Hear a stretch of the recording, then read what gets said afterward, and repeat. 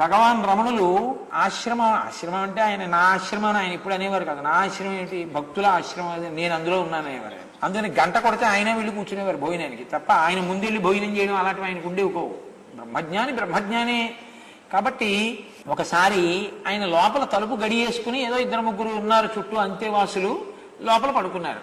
ఆయన మంచాలు కొంచాలు లేవు, కటిక నేల చాప పడుకుంటే దొంగలు వచ్చారు. ఆ లోపల ఏమైనా ఉన్నాయేమో అని వాళ్ళు తలుపు కొట్టారు. తలుపు కొడితే కిటికీలోంచి చూసి ఆయన అన్నారు, ఎవరు మీరన్నారు. వాళ్ళు అన్నారు, మేము దొంగలం, రండి స్వాగతం అని తలుపు తీశారు. వాళ్ళు అన్నారు, చిచి మాకు జాబ్ సాటిస్ఫాక్షన్ ఉంటుంది. ఏమిటా తలుపు తీయడం ఏంటి, అలా తీయకూడదు, వేసేసి అరువు దొంగలను మేము తలుపులు బద్దలు కొట్టుకుని లోపలికి వస్తాం అంటే ఆయన అన్నారు, వద్దు, ఎందుకు అలాగా, నేనేం అరవను, మీరు ఈశ్వరుడు, రండి, మీకేమైనా కావాలా, ఇదిగో ఇవి ఉన్నాయి మా దగ్గర, మీకు ఏమైనా కావాలంటే తీసుకోండి అన్నారు.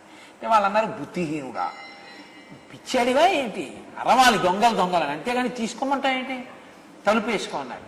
అంటే పోనీ మీకు తృప్తా, అలాగే వేసుకుంటాను రండి అని తలుపు వేశారు. వాళ్ళు ఏదో బదలు కొడుకున్నారు, లోపలికి వచ్చారు. పారిపో అన్నారు. ఎందుకన్నారు ఆయన, పారిపోవాలి దొంగను చూస్తే అన్నారు. నేను అలా పారిపోను, నాకు ఈశ్వరుడు కనపడుతున్నాడు, మిమ్మల్ని చూస్తూ నించుంటాను అన్నారు.